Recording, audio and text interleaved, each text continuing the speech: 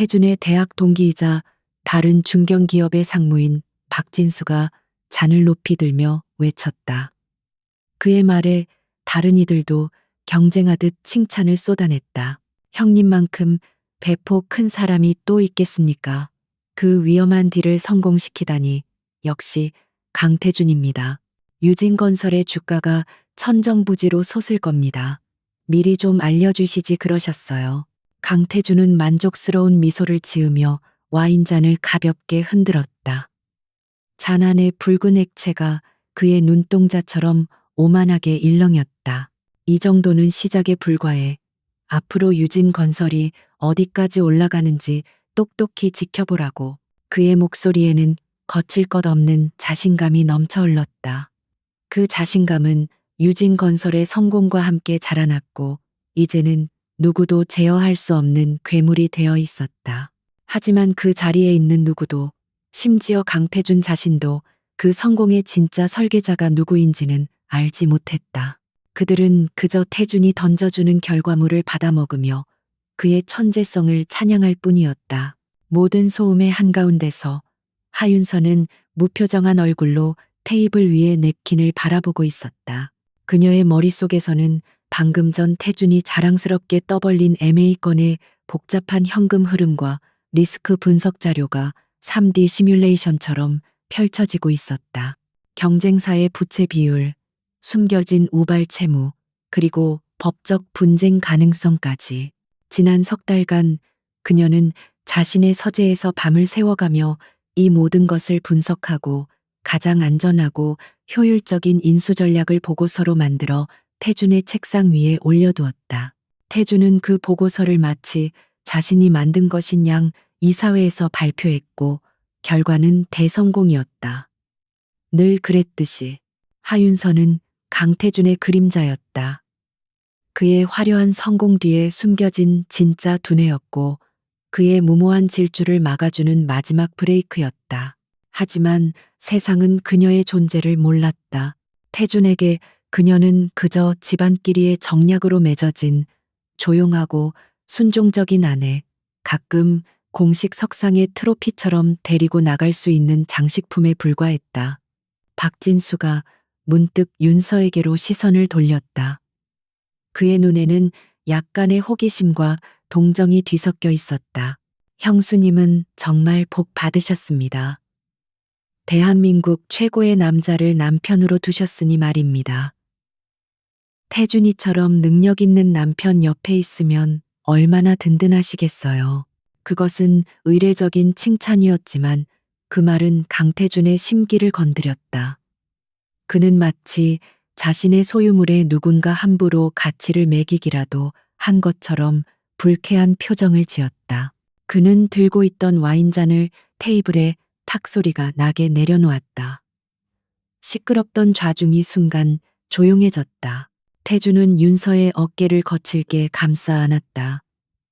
애정의 표현이 아닌 소유를 과시하는 행위였다. 그는 비웃음 섞인 목소리로 좌중을 둘러보며 말했다. 든든하다고? 하하, 뭘 모르시는군. 그의 목소리는 와인에 젖어 있었지만 그 안에 담긴 경멸은 칼날처럼 날카로웠다. 이 여자는 나한테 기생하는 것밖에 몰라. 내가 없으면 하루도 못 살걸? 그저 내가 벌어다 주는 돈으로 쇼핑이나 하고 내 이름 뒤에 숨어서 조용히 사는 게 전부인 여자라고. 순간 펜트하우스 룸의 공기가 얼어붙었다. 몇몇은 당황한 표정으로 시선을 피했고 몇몇은 억지로 미소를 지었다. 하지만 이내 분위기를 맞추려는 듯 어색한 웃음소리가 여기저기서 터져나왔다. 그 웃음소리는 윤서의 심장을 향해 날아오는 비수와 같았다. 수치심, 분노, 슬픔, 그런 감정들이 그녀를 덮칠 것이라고 모두가 예상했다. 하지만 하윤서의 얼굴에는 아무런 변화도 없었다. 그녀는 그저 조용히 고개를 들어 남편 강태준을 바라보았다. 그의 얼굴에는 자신의 말이 얼마나 재치 있었는지를 뽐내는 듯한 만족감이 가득했다. 그의 눈에는 아내를 향한 최소한의 존중조차 찾아볼 수 없었다. 그 순간 윤서의 머릿속에서 무언가가 툭 하고 끊어지는 소리가 들렸다. 그것은 지난 5년간 위태롭게 이어져 오던 마지막 끈이었다. 그동안은 참을 수 있었다. 자신의 공을 가로채는 것도, 자신을 무시하는 것도, 심지어 밖에서 다른 여자를 만난다는 소문까지도. 유진 건설을 지키기 위해, 그리고 두 가문의 약속을 위해 그녀는 스스로를 지워왔다. 하지만 이것은 달랐다. 이것은 자신의 존재 자체에 대한 부정이었다. 수많은 사람들 앞에서 그녀의 인격을 바닥까지 짓밟는 행위였다. 주변의 웃음소리가 멀게만 들려왔다. 세상의 모든 소음이 차단되고 오직 그녀의 심장 소리만이 고요하게 울렸다. 아프지 않았다. 대신 이상할 정도로 차가운 평온함이 온몸을 감쌌다. 그녀는 깨달았다. 분노를 느끼기에는 이 남자는 너무나도 가치 없는 존재라는 것을. 그녀는 어깨에 올려진 태준의 손을 조용히, 그러나 단호하게 치워냈다. 그리고 자리에서 일어섰다. 그녀의 갑작스러운 행동에 모두의 시선이 집중되었다. 먼저 일어나겠습니다. 그녀의 목소리는 떨림 없이 맑고 단단했다. 강태준은 미간을 찌푸렸다. 감히 자신의 허락도 없이 분위기를 깨는 그녀의 행동이 마음에 들지 않았다. 어디 가는데? 아직 파티 안 끝났어. 앉아. 명령이었다. 하지만 윤서는 더 이상 그의 명령을 듣는 인형이 아니었다. 그녀는 태준을 내려다보았다. 그녀의 눈빛은 깊고 고요한 심연과 같아서 술에 취한 태준조차 순간적으로 움찔했다. 당신 파티 이제 끝났어요. 그 말만 남기고 그녀는 뒤돌아섰다. 누구에게도 인사하지 않았다. 누구의 눈치도 보지 않았다. 그녀는 우아하지만 흔들림 없는 걸음으로 룸을 걸어 나갔다. 문이 닫히는 순간까지 그녀는 단 한 번도 뒤를 돌아보지 않았다. 남겨진 룸 안에는 어색한 침묵이 흘렀다. 강태준은 잔뜩 구겨진 얼굴로 와인을 단숨에 들이켰다. 분노와 당혹감이 뒤섞여 속이 들끓었다. 저게 미쳤나. 감히 내 체면을. 그는 욕설을 내뱉으며 애써 아무렇지 않은 척했지만 파티의 분위기는 이미 싸늘하게 식어버렸다. 집으로 돌아오는 롤스로이스 안은 얼음장처럼 차가웠다. 태준은 운전기사가 있음에도 불구하고 계속해서 윤서를 향해 험한 말을 쏟아냈다. 네가 뭔데 감히 내 얼굴에 똥칠을 해? 내가 누구 덕에 그 자리에서 그런 대접을 받는지 잊었어? 하윤서, 네가 가진 모든 건 다 내 거야. 내 이름 앞에 붙는 유진 건설 사모님이라는 타이틀까지도. 윤서는 창밖으로 스쳐 지나가는 서울의 야경을 바라보며 아무 대답도 하지 않았다. 그녀의 눈에 비친 화려한 불빛들은 더 이상 아름답게 보이지 않았다. 그것들은 그저 텅 빈 도시의 공허한 외침처럼 느껴졌다. 그녀의 침묵은 태준을 더욱 화나게 만들었다. 그는 마치 혼자 떠드는 사람처럼 고함을 질러댔지만 윤서의 마음은 이미 이곳에 없었다. 그녀는 앞으로의 계획을 세우고 있었다. 이혼 절차, 재산 분할, 그리고 새로운 시작. 그녀의 머리는 복잡한 계산으로 가득 찼지만 이상하게도 마음은 깃털처럼 가벼웠다. 마침내 한남동의 최고급 펜트하우스에 도착했다. 태준은 차에서 내리자마자 비틀거리며 집 안으로 들어가 버렸고 윤서는 천천히 그의 뒤를 따랐다. 집 안은 숨 막힐 듯이 넓고 호화로웠지만 온기라고는 찾아볼 수 없었다. 태준은 넥타이를 거칠게 풀어던지며 침실로 향했다. 오늘 일 그냥 넘어갈 생각하지 마. 내일 아침에 무릎 꿇고 빌 때까지 각오해. 그것이 그가 남긴 마지막 말이었다. 곧이어 침실 문이 세차게 닫혔다. 윤서는 잠시 동안 텅 빈 거실에 우두커니 서 있었다. 그녀는 벽에 걸린 거대한 결혼 사진을 바라보았다. 사진 속에서 그녀는 억지로 미소 짓고 있었고 태주는 마치 전리품을 든 승자처럼 그녀의 허리를 감싸고 있었다. 저 사진을 찍던 날 그녀는 생각했다. 어쩌면 이 결혼이 자신의 운명일지도 모른다고. 하지만 이제 그녀는 알았다. 운명은 개척하는 것이지 받아들이는 것이 아니라는 것을. 그녀는 침실이 아닌 집의 가장 안쪽에 있는 자신의 서재로 향했다. 태주는 이 방을 싫어했다. 온통 책과 서류로 가득 찬 재미없는 공간이라고 불렀다. 하지만 이곳은 윤서에게 유일한 안식처이자 그녀의 진짜 능력이 발휘되는 성역이었다. 그녀는 컴퓨터를 켰다. 바탕화면에는 수많은 폴더들이 정연하게 정리되어 있었다. 대부분은 유진 건설의 경영 분석, 투자 전략, 리스크 관리 파일들이었다. 그녀는 그중 하나의 폴더를 열었다. 폴더의 이름은 플랜 B였다. 폴더 안에는 이혼 소송에 필요한 모든 자료가 완벽하게 준비되어 있었다. 태준의 재산 목록, 그의 비자금 흐름, 그리고 지난 5년간 그녀가 유진건설의 주요 프로젝트에 기여했다는 것을 증명할 수 있는 수많은 증거 자료들. 그녀는 이것을 만일의 사태에 대비해 준비해 왔다. 그리고 오늘이 바로 그 만일의 사태였다. 그녀는 플랜 B 폴더의 이름을 조용히 수정했다. 새로운 시작. 그리고는 변호사에게 보낼 메일을 작성하기 시작했다. 그녀의 손가락은 키보드 위에서 빠르고 정확하게 움직였다. 마치 거대한 전쟁을 앞둔 장수처럼 그녀의 눈빛은 차갑고 결연했다. 창밖으로 동이 트기 시작했다. 어둠이 걷히고 새로운 아침이 밝아오고 있었다. 그것은 하윤서에게 지난 5년간의 굴욕적인 삶이 끝나고 그녀 자신만의 인생이 시작되는 첫날의 여명이었다. 강태준의 롱맥, 롱마크, 이 끊어지는 서곡이 바로 그 순간 조용히 연주되기 시작했다. 강태준은 이혼 서류에 사인하면서 코웃음을 쳤다.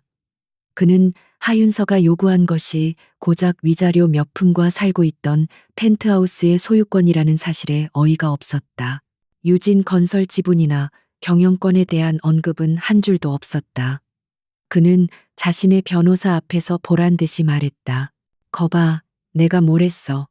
저 여자는 나 없으면 아무것도 아니라니까. 결국 돈 몇 푼의 꼴이 내리는 것 좀 보라고. 태준에게 이혼은 성가신 파티를 망친 것에 대한 대가 혹은 말을 듣지 않는 애완동물을 내다버리는 행위 정도에 불과했다. 그는 윤서가 제 발로 지옥문을 열고 나갔다고 생각했다. 자신의 그늘을 벗어난 그녀가 얼마나 비참하게 무너질지 상상하는 것은 꽤나 즐거운 유이였다. 이혼 절차는 태준의 예상대로 일사천리로 진행되었다. 언론에는 성격 차이로 인한 원만한 합의 이혼이라는 지극히 상투적인 보도자료 한 장이 배포되었고 재계는 잠시 술렁이다가 곧 다른 가십거리로 관심을 돌렸다. 하윤서라는 이름은 그렇게 강태준의 세계에서 그리고 세상의 관심에서 깨끗하게 지워지는 듯했다. 하지만 세상이 모르는 곳에서 하윤서는 자신의 새로운 세계를 조용히 그러나 견고하게 쌓아 올리고 있었다. 그녀는 이혼 후 한 달도 채 되지 않아 여의도의 한 작은 재무 컨설팅 회사 밸류 파트너스에 합류했다. 고층 빌딩 숲 사이에 끼어 있는 낡은 5층짜리 건물의 꼭대기층에 자리한 직원 수가 고작 10명 남짓한 회사였다. 유진건설의 화려한 사옥에 비하면 초라하기 짝이 없는 곳이었지만 윤서는 그곳에서 비로소 숨을 쉴 수 있었다. 밸류 파트너스의 대표는 윤서의 대학 시절 은사였던 김진우였다. 그는 학계에서 존경받는 재무 분석가였지만 대기업의 하수인이 되기를 거부하고 자신만의 철학으로 회사를 운영하는 강직한 인물이었다. 그는 윤서의 잠재력을 일찌감치 알아본 유일한 사람이었고 그녀가 강태준과 결혼한다고 했을 때 누구보다 안타까워했다. 윤서가 찾아왔을 때 그는 아무것도 묻지 않고 그녀에게 작은 사무실 하나를 내주었다. 자네가 있을 곳은 아니지만 잠시 바람을 피할 곳은 되어줄 수 있네. 자네의 능력이 필요할 때 마음껏 날개를 펼치게나. 윤서는 수석 애널리스트라는 직함을 받았지만 처음 몇 주간은 아무런 프로젝트도 맡지 않고 시장 데이터를 분석하고 과거 기업들의 흥망성쇠 사례를 연구하며 보냈다. 직원들은 그녀를 그저 낙하산 정도로 여겼다. 유진건설 전 총수의 아내였다는 배경은 그들에게 호기심보다는 위화감을 주었고 말없이 모니터만 들여다보는 그녀의 모습은 무기력하게만 보였다. 한편 강태주는 이혼의 족쇄에서 풀려난 야생마처럼 거침없이 질주하고 있었다.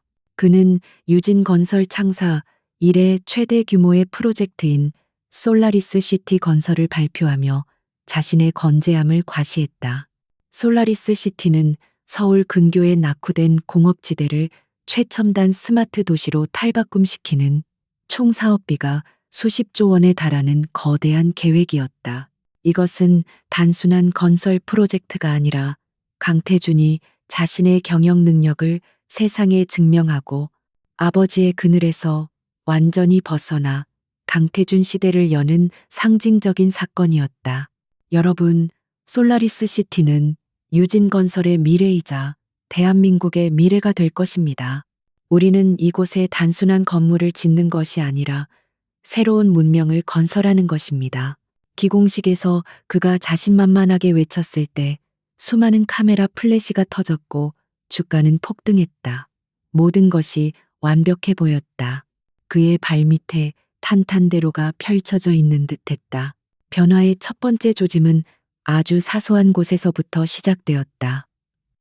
솔라리스 시티 부지의 일부 구역에서 토양오염 정화 작업이 지연된다는 보고가 올라왔다.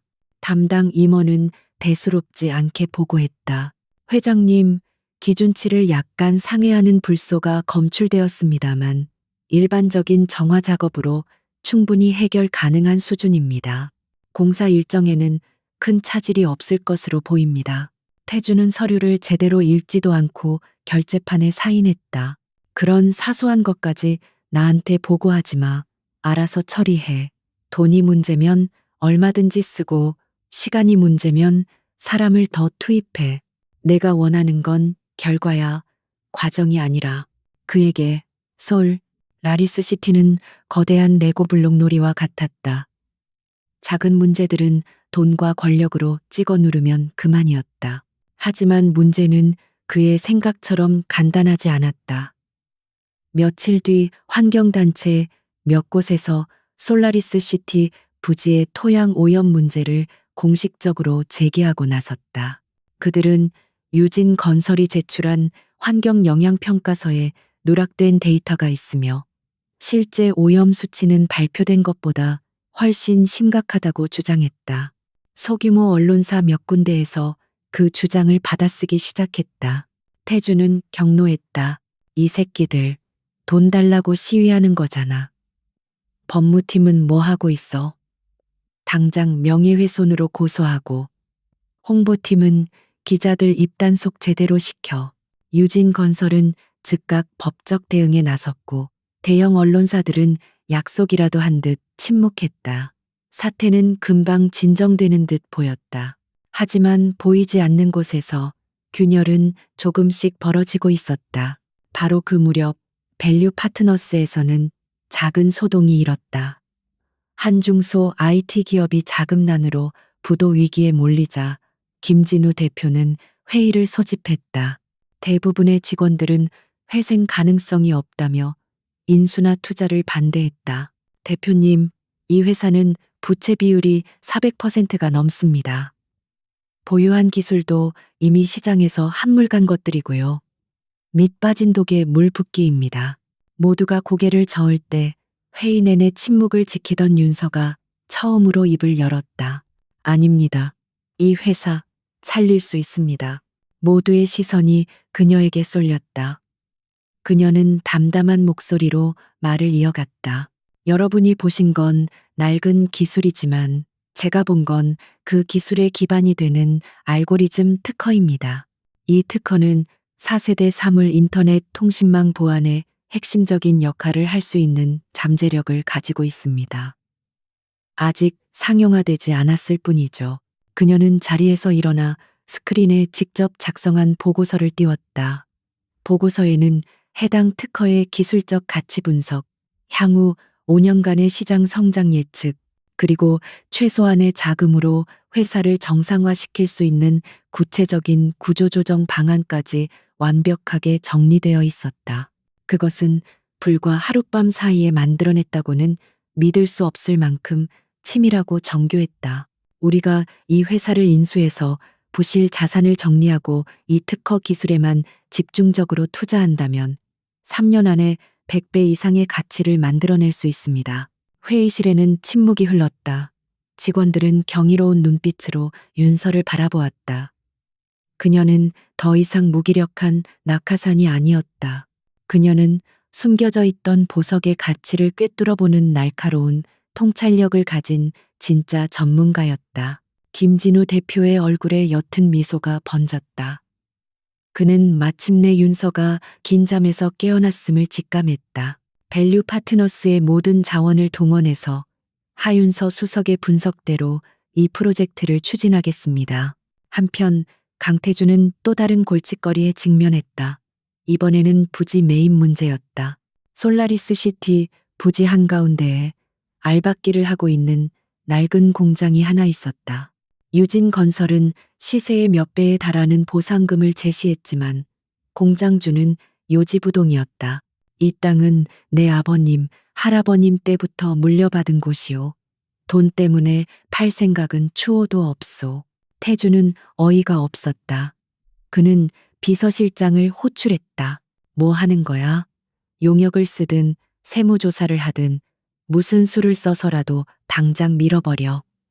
21세기에 무슨 알박기 타령이야? 하지만 이번에도 문제는 그의 뜻대로 풀리지 않았다. 공장 부지에 등기부등본을 확인하던 법무팀이 예상치 못한 암초를 발견한 것이다. 해당 부지가 일제강점기 시절 독립운동 자금을 지원했던 한 가문의 소유였으며 해방 이후 소유권 이전 과정에서 행정적 착오가 있었다는 기록이 발견된 것이다. 만약 공장주가 이 사실을 근거로 소유권 분쟁 소송을 제기할 경우 문제는 훨씬 더 복잡해질 터였다. 이런 시발. 도대체 일 처리를 어떻게 하는 거야? 태주는 자신의 사무실에서 재떨이를 집어던지며 포효했다. 모든 것이 순조롭게 진행될 것 같았던 솔라리스 시티 프로젝트에 자꾸만 모래알 같은 문제들이 끼어들어 삐걱거리기 시작했다. 토양 오염, 알박기, 그리고 이제는 소유권 분쟁 가능성까지. 각각은 사소해 보였지만 그것들이 한데 뭉치자 거대한 기계의 톱니바퀴를 조금씩 멈춰 세우고 있었다. 태주는 이 모든 것이 그저 운이 나쁜 우연의 일치라고 생각했다. 자신의 앞길을 가로막는 방해물들을 향해 분노를 터뜨릴 뿐 그 배후에 어떤 거대한 흐름이 시작되고 있는지는 전혀 감지하지 못했다. 그는 몰랐다.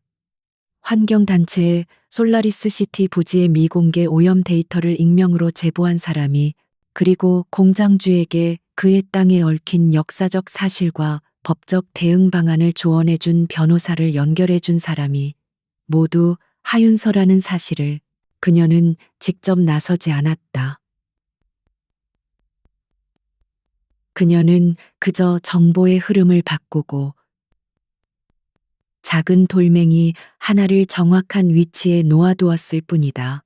그 돌멩이가 일으킨 작은 파문이 거대한 파도가 되어 강태준의 제국을 향해 밀려가고 있었다. 유진 건설의 제국에 첫 번째 균열이 생기는 순간이었다. 강태준은 그 균열을 애써 외면했지만 그 틈새로 그의 제국을 지탱하던 롱맥, 롱막이 아주 조금씩, 그러나 분명하게 새어나가기 시작하고 있었다. 강태준이 사소한 문제라고 치부했던 균열은 지진의 전조처럼 유진 건설의 제국 전체를 흔들기 시작했다. 환경단체가 제기한 토양 오염 문제는 더 이상 가십성 기사로 막을 수 있는 수준을 넘어섰다. 익명의 제보자로부터 결정적인 증거 유진 건설이 의도적으로 축소 보고한 내부 오염 수치 데이터 원본을 입수한 한 탐사보도 전문 매체가 이를 일면 톱기사로 터뜨린 것이다. 파장은 거대했다. 여론은 들끓었고 정치권까지 움직이기 시작했다. 국토교통부와 환경부는 합동으로 특별조사팀을 꾸려 솔라리스 시티 현장에 파견했고 결국 정밀조사가 완료될 때까지 공사 전면 중단이라는 최악의 명령을 내렸다. 공사 중단, 미친 소리 집어치워 당장 장관한테 전화 연결해. 내가 직접 단판을 짓겠어. 강태준은 집무실에서 서류를 집어던지며 소리쳤다. 그의 얼굴은 분노로 시뻘겋게 달아올라 있었다.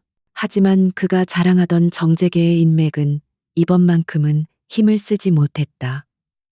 국민적 관심사가 된 사건에 섣불리 유진건설의 편을 들어줄 정치인은 아무도 없었다. 전화기 너머에서는 곤란하다는 대답만이 돌아왔다. 공사 중단 소식은 금융시장에 즉각적인 충격파를 던졌다. 유진건설의 주가는 개장과 동시에 하한가로 곤두박질 쳤다. 수조 원의 시가총액이 단 몇 시간 만에 증발해버렸다. 태주는 증권사에서 실시간으로 보내오는 주가 그래프를 보며 이가 갈리는 것을 느꼈다. 설상가상으로 솔라리스 시티 프로젝트의 최대 해외 투자자였던 싱가포르 국부펀드 GIC로부터 긴급 서한이 도착했다. 내용은 간결하고 차가웠다. 프로젝트의 불확실성 증가에 따른 투자 계약 재검토 및 자금 회수 절차 개시. 개자식들.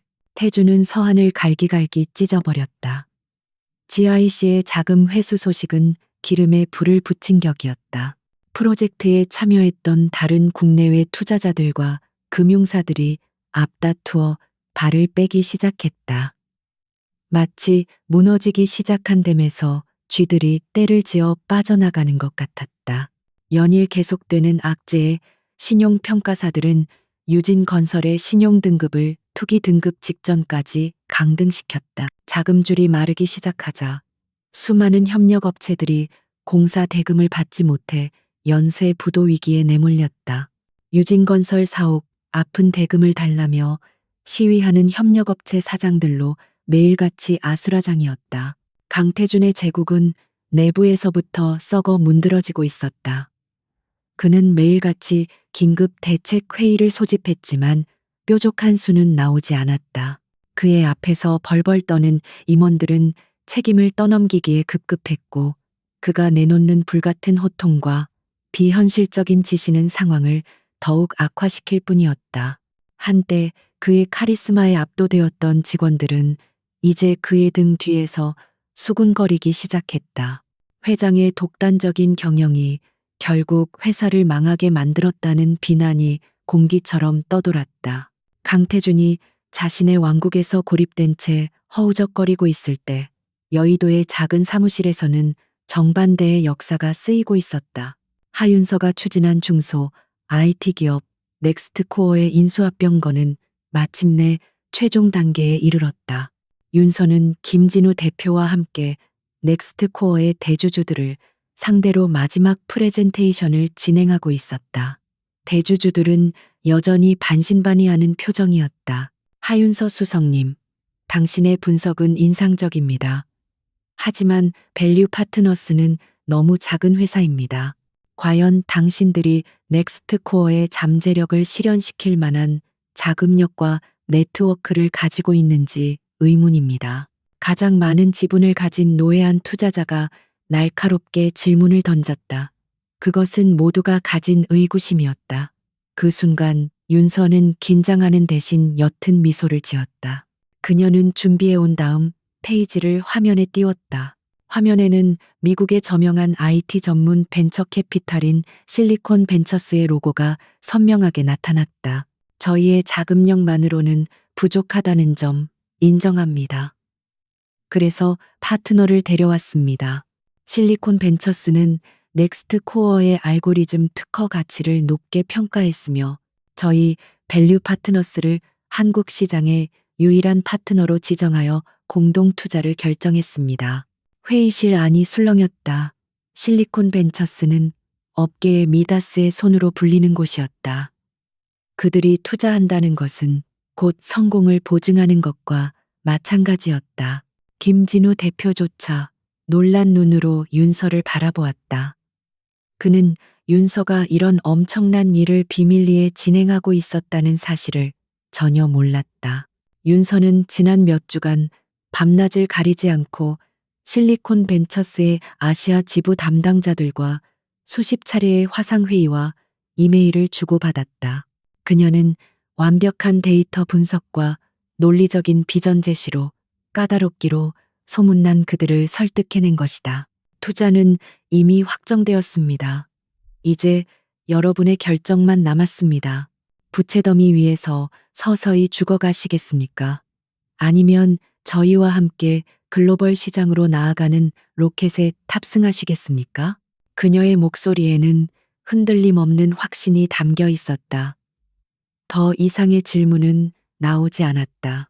며칠 뒤 밸류 파트너스, 이 작은 골리앗이 넥스트 코어 인수에 성공했다는 소식이 전해졌다. 여의도 증권가는 발칵 뒤집혔다. 아무도 주목하지 않았던 회사가 모두가 불가능하다고 했던 딜을 성사시킨 것이다. 밸류 파트너스의 이름과 함께 이 모든 것을 설계한 하윤서라는 이름이 처음으로 세상에 알려지기 시작했다. 그녀는 더 이상 누군가의 아내, 누군가의 그림자가 아니었다. 그녀는 자신의 이름 석자로 스스로를 증명해냈다. 성공의 기쁨도 잠시, 윤서는 사무실 TV에서 흘러나오는 속보의 시선을 고정했다.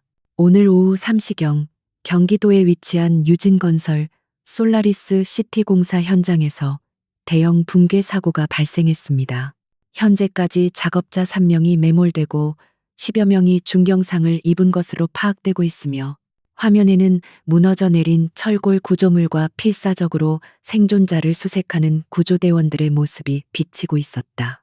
공사 중단 명령이 내려졌음에도 불구하고 비용 절감을 위해 일부 하청업체들이 무리하게 해체 작업을 강행하다가 벌어진 참사였다. 이 사고는 강태준과 유진건설에 내리꽂힌 마지막 결정타였다. 재정적 위기와 법적 분쟁을 넘어 이제는 수많은 사상자를 낸 살인기업이라는 씻을 수 없는 오명을 쓰게 된 것이다. 강태준은 병원 영안실에서 유가족들 음역사를 잡힌 채 욕설을 듣고 있었다. 내 아들 살려내, 이 살인자야. 그는 아무런 대답도 하지 못했다. 초점 없는 그의 눈은 텅 비어 있었다. 며칠 만에 수십 년은 늙어버린 듯한 모습이었다. 모든 것이 무너져 내렸다. 그가 평생을 바쳐 쌓아올린 명성, 부, 그리고 자존심까지도. 그날 밤 강태준은 텅 빈 집무실에 홀로 앉아 있었다. 책상 위에는 주주들의 긴급 이사회 소집 요구서, 검찰의 압수수색 영장, 그리고 파트너사들의 계약 해지 통보서가 산더미처럼 쌓여 있었다. 그는 떨리는 손으로 위스키병을 들어 그대로 병째 들이켰다. 독한 술이 목을 태우고 내려갔지만 그의 머릿속은 이상할 정도로 차갑게 식어갔다. 왜 이렇게 됐을까? 어디서부터 잘못된 것일까? 그는 아무리 생각해도 답을 찾을 수 없었다. 모든 것이 완벽했다. 하윤서, 그 여자가 나가기 전까지는 그는 문득 그녀의 마지막 말을 떠올렸다. 당신 파티, 이제 끝났어요. 그것은 저주였을까?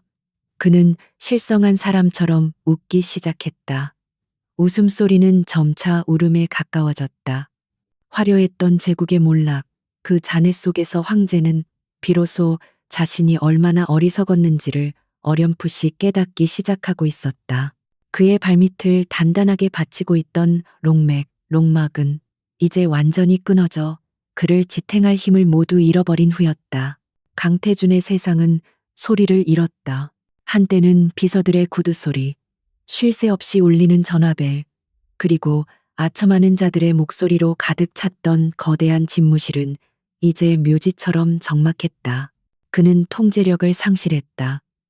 수십 통의 부재중 전화가 찍힌 스마트폰은 방구석에 처박혀 있었고 유일한 친구는 책상 위에 놓인 값비싼 위스키 병뿐이었다. 그는 며칠째 면도도 하지 않은 덥수룩한 얼굴로 텅 빈 서울의 야경을 응시했다. 도시의 불빛은 여전히 화려했지만 이제 그 어느 것도 그의 소유가 아닌 것처럼 느껴졌다. 그의 자존심은 산산조각 났다. 그는 자신의 실패를 인정할 수 없었다. 이것은 단순한 경영상의 실수가 아니었다. 모든 것이 너무나도 완벽하게, 너무나도 악의적으로 그를 향해 조여왔다. 마치 보이지 않는 손이 그의 제국을 정교하게 해체하고 있는 것 같았다. 그는 음모론을 의심했다. 경쟁사의 사보타주 혹은 배신한 내부자. 그는 남은 충복들을 시켜 닥치는 대로 뒷조사를 했지만 아무런 증거도 나오지 않았다. 적은 형체가 없었다. 그의 절망이 바닥을 칠 무렵 굳게 닫혔던 집무실 문이 조용히 열렸다. 그의 아버지이자 유진건설의 창업주인 강만철 명예회장이 지팡이를 짚은 채 힘겹게 들어섰다. 아들의 망가진 모습을 본 그의 얼굴에 깊은 실망감이 스쳤지만 그는 아무것도 질책하지 않았다. 일어나거라.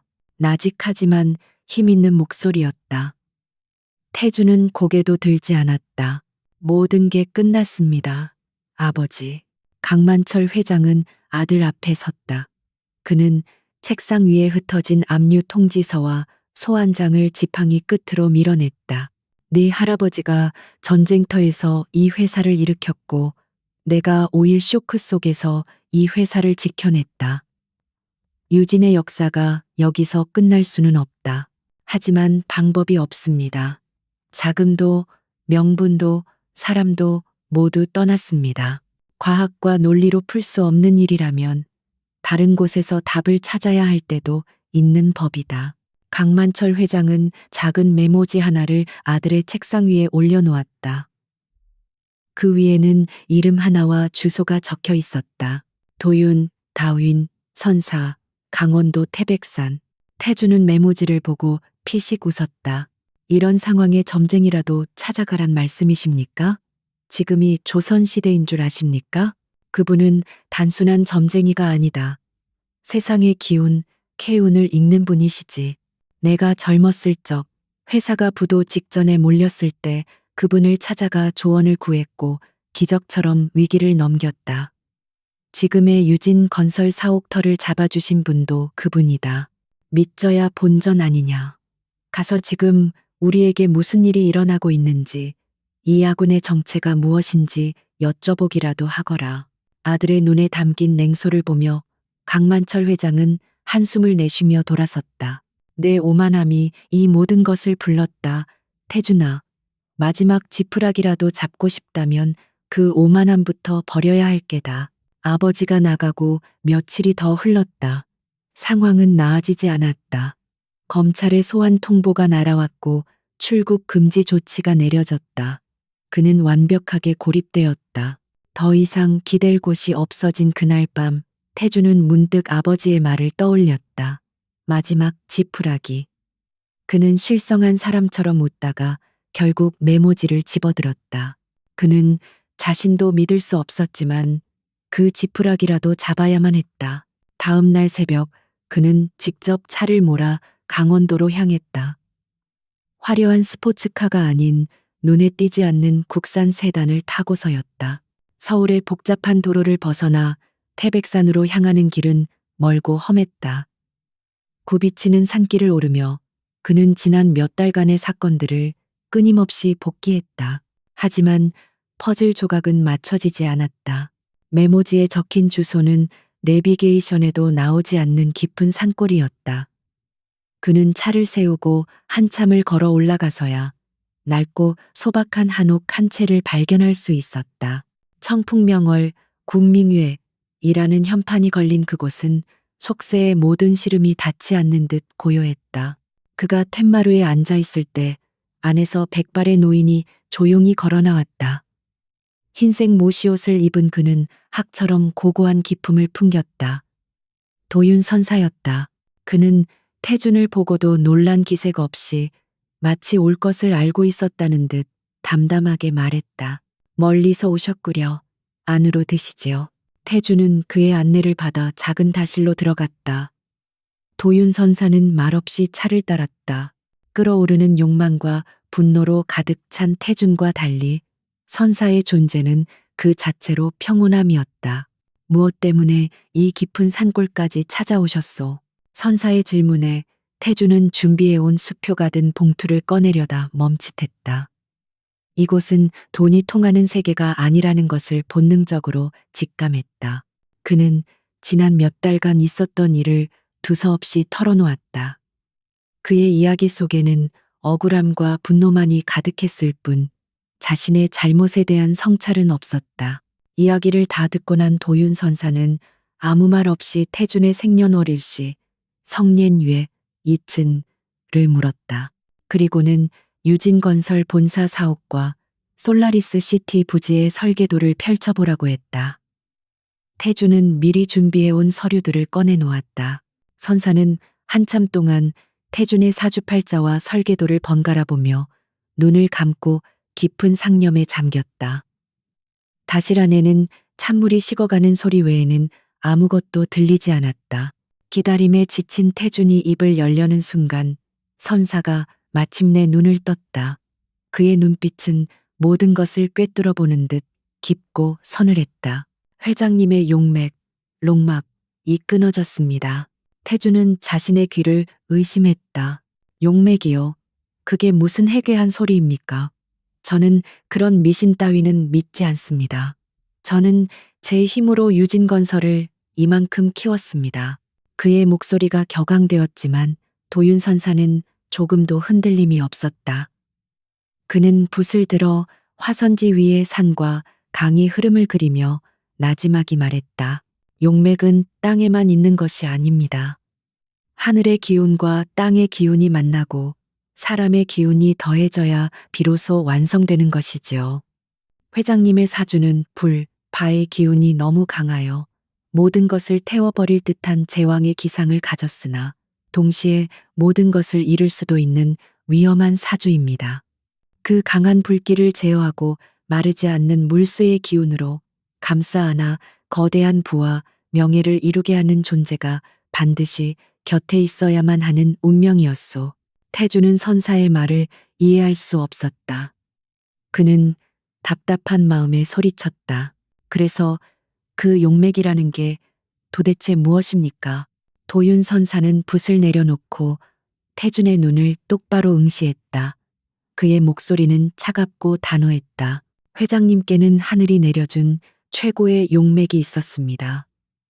당신의 부를 다스리고 당신의 제국을 지탱하던 생명의 샘과 같은 존재였지요. 선사는 잠시 말을 끊었다. 그의 시선이 태준의 사주팔자 옆 비어있는 공간을 향했다. 그 용맥이 바로 전 부인 되시는 분의 생년월일이었습니다. 순간 태준의 머릿속이 새하얘졌다.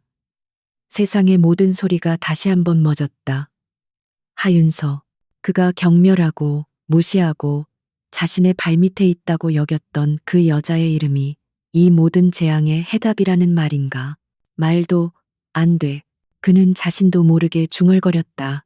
웃음이 터져 나왔다. 이것은 세상에서 가장 잔인하고 악랄한 농담이었다. 도윤 선사는 자리에서 일어났다.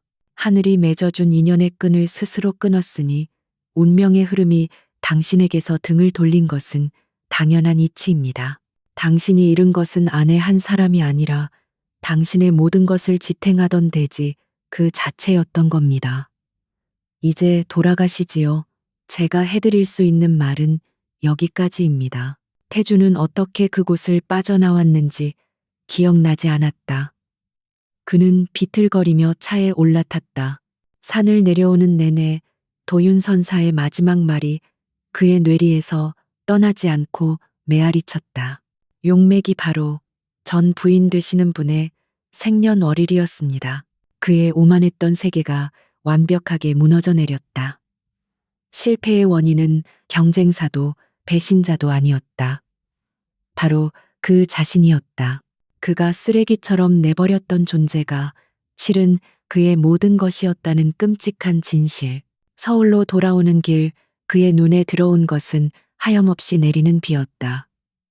그것은 마치 그의 끊어진 운맥, 운먹, 이 흘리는 눈물처럼 보였다. 그는 이제야 깨달았다. 자신의 파티가 끝난 것이 아니었다. 자신의 세상이 끝장난 것이었다. 그리고 그 끝을 선언한 것은 다름 아닌 그가 가장 하찮게 여겼던 여자 하윤서였다. 도윤선사의 말은 강태준의 영혼에 밝힌 독침과 같았다. 그는 그 말을 떨쳐내려 했었다. 이성과 논리를 신봉했던 그에게 운명, 사주, 용맥 같은 단어는 패배자들이나 늘어놓는 변명처럼 들렸다. 그는 자신의 집무실을 서성이며 스스로에게 되뇌었다. 미신일 뿐이야. 우연의 일치라고. 내가 실수를 저지른 거고 운이 나빴을 뿐이야. 하윤서, 그 여자는 아무것도 아니야. 절대로. 그는 애써 그녀를 폄하했지만 그럴수록 선사의 목소리는 더욱 선명하게 귓가에 울렸다. 그의 몰락이 시작된 시점과 그녀가 떠난 시점이 소름 끼치도록 정확하게 일치한다는 사실이 그의 이성을 마비시켰다. 그는 거대한 체스판 위에서 길을 잃은 왕처럼 무력했다. 상대는 보이지 않았고 모든 길은 막혀 있었다. 그의 오만함은 여전히 남아 있었다. 그는 이 모든 것이 하윤서 때문이라는 끔찍한 진실을 받아들이느니 차라리 미쳐버리는 쪽을 택하고 싶었다. 그는 남은 비서진에게 불호령을 내렸다. 당장 우리 회사의 법적, 재정적 문제를 해결할 최고의 전문가 팀을 꾸려와. 돈은 얼마가 들어도 상관없어. 어떻게든 이 위기만 넘기면 돼. 하지만 이미 기운 배는 너무 많은 물이 차오른 뒤였다. 최고의 변호사들도 회계사들도 고개를 저었다. 유진 건설은 살릴 수 있는 단계를 넘어 어떻게 하면 피해를 최소화하며 청산 절차를 밟을 수 있을지를 고민해야 하는 시체나 다름없었다. 강태준이 절망의 늪에서 허우적거리는 동안 대한민국 재계의 또 다른 축에서는 새로운 폭풍이 잉태되고 있었다. 유진건설의 영원한 이인자 태양그룹, 타양그룹의 최진혁 회장은 자신의 집무실에서 유진건설의 주가 그래프를 보며 만족스러운 미소를 짓고 있었다. 그는 평생의 숙적이었던 강만철과 그의 아들 강태준이 무너지는 모습을 가장 가까이에서 즐기고 있는 관객이었다. 강태준, 그 오만한 놈이 결국 제 발에 걸려 넘어졌군. 최 회장은 노련한 사냥꾼이었다. 그는 상대가 완벽하게 숨통이 끊어지기를 기다릴 줄 아는 인내심을 가졌고 결정적인 순간에 급소를 물어뜯을 수 있는 과감함도 지니고 있었다. 그에게 유진건설의 몰락은 단순히 경쟁사가 사라지는 것이 아니라 태양그룹이 대한민국 재계의 정점에 올라설 일생일대의 기회였다. 그는 전략기획실장인 아들 최성민을 불렀다. 성민아, 이제 때가 된 것 같다. 유진건설에 대한 적대적 M&A 준비에 착수해라. 젊고 야심만만한 최성민의 눈이 빛났다. 알겠습니다. 아버지. 하지만 괜찮으시겠습니까? 유진건설은 지금 껍데기만 남은 부실덩어리입니다. 섣불리 인수했다가 우리 그룹까지 위험해질 수 있습니다. 그래서 전문가가 필요한 것이다. 최진혁 회장은 책상 서랍에서 파일 하나를 꺼내 아들에게 건넸다. 파일 표지에는 밸류 파트너스 하윤서 수석이라고 적혀 있었다. 이 여자를 알아봐라. 얼마 전 아무도 거들떠보지 않던 IT 기업을 인수해서 실리콘밸리의 투자까지 유치해낸 인물이다. 듣자 하니 유진건설의 내부 사정에도 아주 밝다고 하더군. 최성민은 의아한 표정을 지었다. 하윤서라는 이름은 낯설었지만 유진건설의 내부 사정이라는 말에 무언가 짐작가는 바가 있었다. 혹시 강태준의 전 부인 말입니까? 맞다. 세상 사람들은 그녀를 그저 장식품으로만 알았지만 내가 알아본 바에 따르면 진짜 배기는 따로 있었더군. 강태준의 성공 뒤에는 항상 이 여자의 그림자가 있었다. 강태준이 버린 보석을 우리가 주워 담아야겠다. 무슨 수를 써서라도 이 여자를 영입해 이번 MA의 총괄 책임자로 내세울 것이다. 며칠 후 하윤서는 서울의 한 호텔 스카이라운지에서 최진혁 회장과 마주 앉았다. 그녀는 태양그룹에서 연락이 왔을 때 이미 그들의 의도를 짐작하고 있었다. 최 회장은 거두절미하고 본론부터 꺼냈다. 하윤서 수석, 당신의 능력을 높이 삽니다. 태양그룹은 유진건설을 인수하고자 합니다. 그리고 그 프로젝트의 선봉에 당신이 서주었으면 합니다. 그는 윤서 앞에 백지수표나 다름없는 계약서를 내밀었다. 연봉, 직급, 스톡옵션. 그녀가 원하는 것은 무엇이든 들어주겠다는 의미였다. 윤서는 잠시 창밖을 바라보았다. 저 아래 한때 강태준의 왕국이었던 유진건설의 사옥이 장난감처럼 보였다. 그녀의 마음속에 복수심이 없었다면 거짓말일 것이다. 자신을 짓밟고 모욕했던 남자가 쌓아올린 모든 것을 자신의 손으로 무너뜨릴 수 있는 기회였다. 하지만 그녀의 감정은 그보다 훨씬 더 복잡했다. 유진건설은 강태준 한 사람의 회사가 아니었다. 그곳에는 수만 명의 직원들과 그 가족들의 생계가 달려 있었다. 그녀는 그 회사의 잠재력과 가치를 누구보다 잘 알고 있었다. 썩은 것은 머리이지 몸통이 아니었다.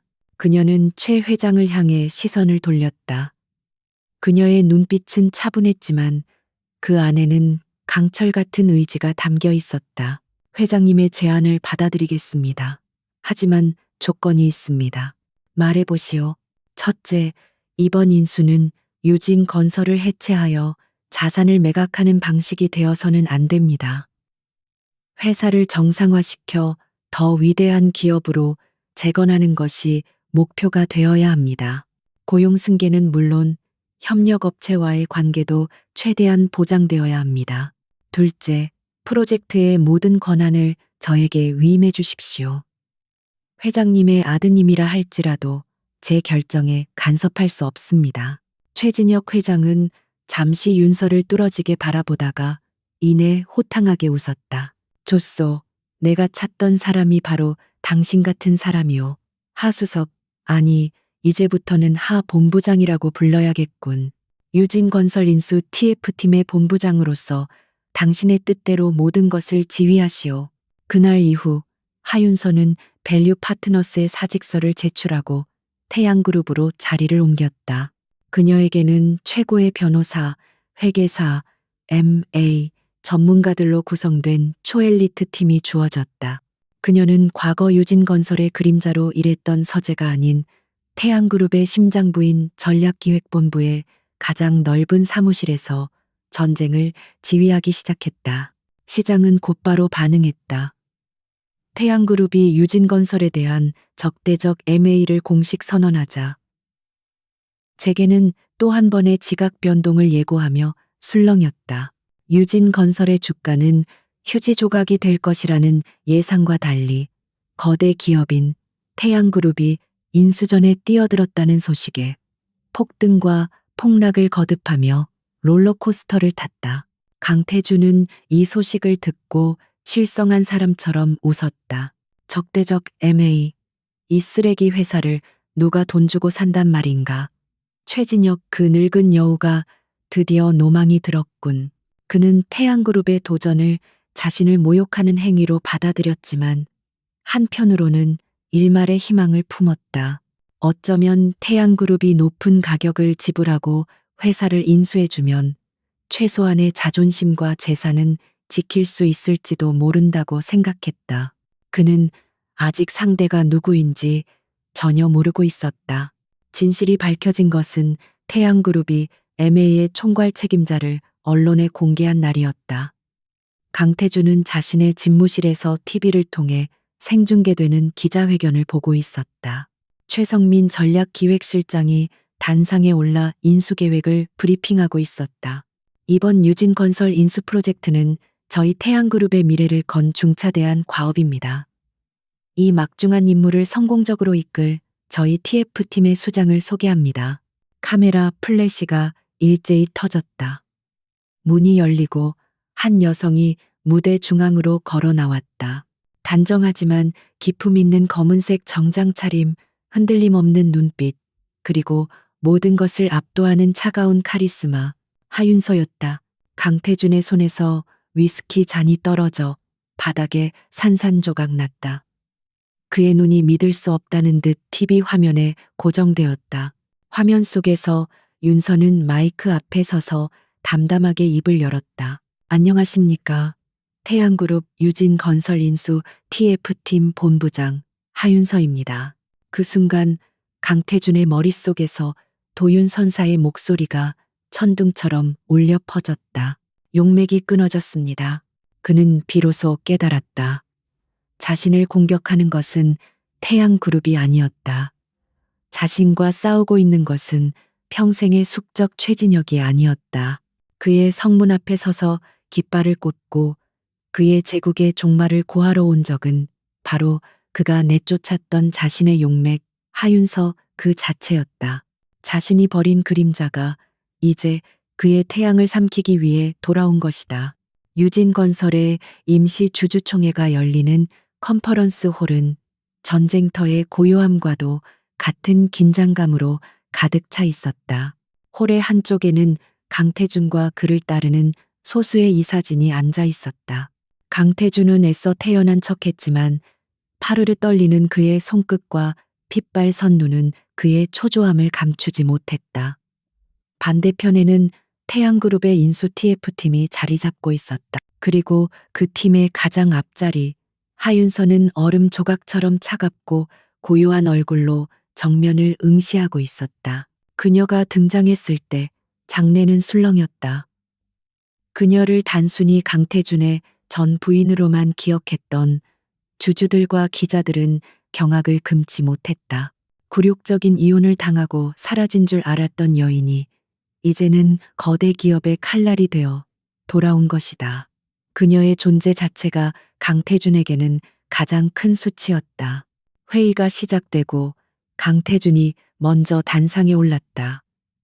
그는 유진건설의 경영권을 방어하기 위해 필사적인 연설을 시작했다. 존경하는 주주 여러분, 지금 우리 유진건설은 외부의 부당한 공격으로 인해 창사 이래 최대의 위기를 맞고 있습니다. 태양그룹은 우리의 위기를 틈타 평생의 피와 땀이 서린 이 회사를 헐값에 집어삼키려는 비열한 사냥꾼에 불과합니다. 그는 목소리를 높여 태양그룹의 부도덕함을 비난하고 자신에게 한 번만 더 기회를 준다면 회사를 반드시 정상화시키겠다고 열변을 토했. 하지만 그의 말은 공허하게 들렸다. 구체적인 비전 제시는 없었고 감정에 호소하는 선동만이 가득했다. 그의 연설에 박수를 치는 사람은 아무도 없었다. 다음은 하윤서의 차례였다. 그녀가 단상으로 걸어나가는 내내 수백 개의 카메라 플래시가 그녀를 향해 터졌지만 그녀의 걸음에는 한치의 흔들림도 없었다. 그녀는 강태준처럼 연설대 뒤에 숨지 않았다. 그녀는 단상 중앙에 서서 마이크도 없이 모든 주주들과 눈을 맞추며 입을 열었다. 그녀의 목소리는 크지 않았지만 이상할 정도로 장내를 압도하는 힘이 있었다. 저는 이 자리에서 감정에 호소하거나 과거의 영광에 대해 이야기하지 않겠습니다. 오직 데이터와 팩트만을 말씀드리겠습니다. 그녀의 말이 끝나자마자 뒤편에 대형 스크린에 복잡한 그래프와 수치들이 나타나기 시작했다. 그것은 지난 3년간 유진건설의 재무제표, 투자 내역, 그리고 현금 흐름을 분석한 자료였다. 첫째, 유진건설의 위기는 외부의 공격 때문이 아니라 내부의 부실 경영에서 비롯되었습니다. 그녀는 스크린의 한 부분을 가리켰다. 거기에는 지난 몇 년간 강태준이 무리하게 추진했던 해외 부동산 투자 내역이 떠 있었다. 강태준 회장은 객관적인 사업성 검토 없이 개인적인 친분과 로비에 의존하여 남미와 동남아시아의 리조트 개발 사업에 천문학적인 자금을 쏟아부었습니다. 이 프로젝트들의 현재 가치는 투자 원금의 10%에도 미치지 못하며 유진건설 전체의 부채 비율을 300% 이상으로 끌어올린 주범입니다. 강태준의 얼굴이 하얗게 질렸다. 그것은 이 사회에서도 극소수만 아는 비밀 정보였다. 윤서는 멈추지 않았다. 그녀는 마치 정교한 칼을 든 외과 의사처럼 유진건설의 썩은 환부를 하나씩 도려내기 시작했다. 둘째, 솔라리스 시티 프로젝트는 처음부터 실패가 예정된 재앙이었습니다. 스크린에는 솔라리스 시티 부지의 환경 영향 평가서 원본과 유진건설이 이사회에 제출한 보고서가 나란히 비교되어 나타났다. 축소되고 조작된 수치들이 붉은색으로 선명하게 표시되어 있었다. 경영자는 리스크를 감수해야 하지만 그것은 철저한 분석과 대비를 전제로 할 때만 의미가 있습니다. 명백한 위험 신호를 무시하고 눈앞의 이익을 위해 진실을 덮으려 했던 것은 경영이 아니라 도박입니다. 그리고 그 도박의 대가로 우리는 수많은 인명 피해와 회사의 존립 자체를 위협하는 위기를 맞았습니다. 주주들 사이에서 웅성거림이 커져갔다. 그들은 이제야 자신들이 얼마나 무능한 리더를 믿고 있었는지 깨닫기 시작했다. 강태준은 더 이상 참을 수 없었다. 그는 자리에서 벌떡 일어나 소리쳤다. 거짓말. 저 여자는 회사 기밀을 훔쳐서 태양그룹에 팔아넘긴 배신자일 뿐이야. 저 여자의 말을 믿어서는 안 됩니다. 그의 발악에 가까운 외침에도 윤서는 눈 하나 깜짝하지 않았다. 그녀는 잠시 강태준을 응시했다. 그녀의 눈빛에는 경멸도 동정도 아닌 그저 차가운 사실만이 담겨 있었다. 제가 이 정보를 어떻게 알았는지 궁금하십니까? 강태준 회장. 그녀는 손에 들고 있던 작은 USB를 들어보였다.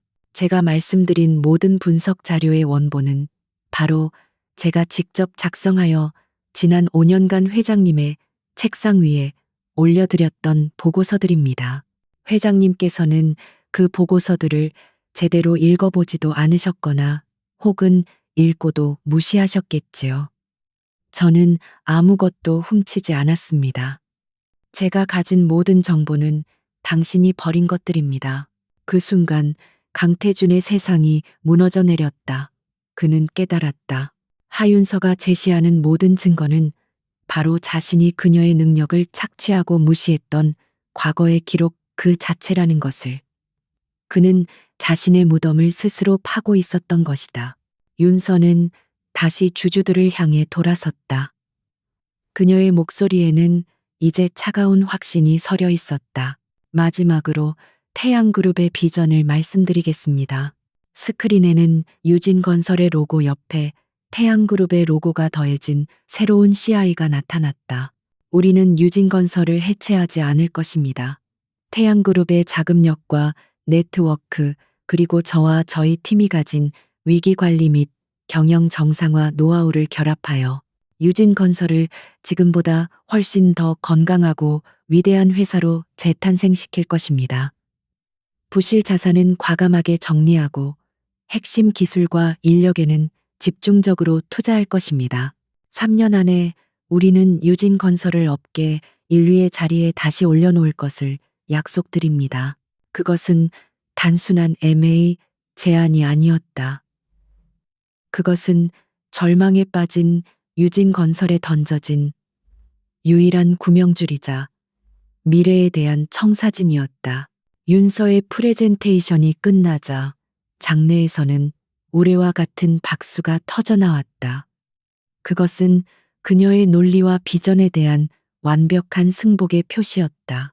강태준은 넋이 나간 사람처럼 의자에 주저앉았다. 그는 패배했다. 완벽하게.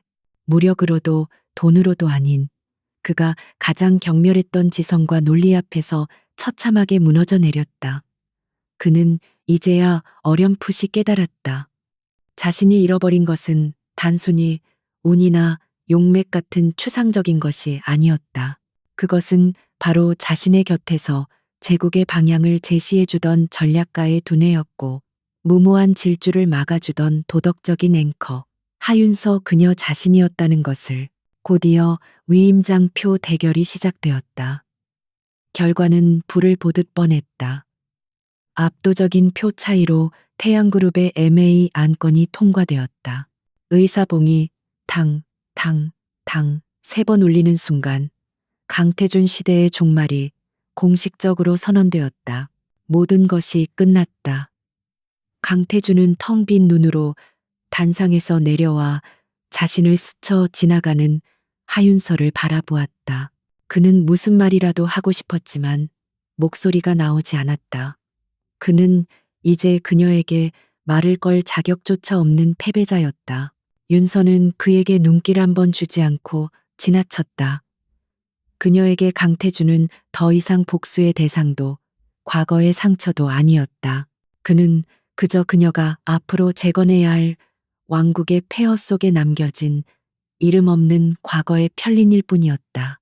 기자들과 주주들에게 둘러싸여 스포트라이트를 받는 그녀의 뒷모습을 보며 강태준은 처음으로 깨달았다.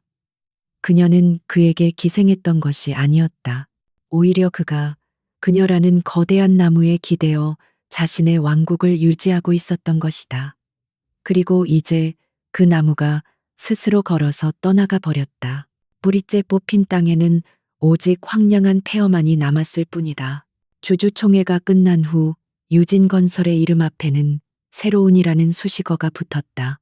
하윤서는 태양그룹의 전폭적인 지원 아래 유진건설 정상화 TF팀의 본부장이자 실질적인 경영 책임자로서 공식적인 첫발을 내디뎠다. 그녀의 첫 출근 날 사옥 로비에 들어서는 그녀를 향해 수많은 직원들의 복잡한 시선이 쏟아졌다. 그 시선에는 경계, 의심, 그리고 희미한 기대감이 뒤섞여 있었다. 그들은 자신들의 운명이 한때는 그저 회장님의 전 부인으로만 알았던 이 여성의 손에 달려 있다는 사실을 실감하고 있었다. 하윤서는 강태준처럼 권위적인 방식으로 회사를 장악하지 않았다. 그녀는 취임 첫날 모든 임원들을 해고하는 대신 각 부서의 실무 책임자들을 소집하여 1대1 면담을 시작했다. 그녀는 그들의 이야기에 귀를 기울였다. 회사가 가진 문제점, 불합리한 업무 프로세스, 그리고 강태준의 독단적인 경영 아래에서 묵살되었던 수많은 건전한 제안들까지.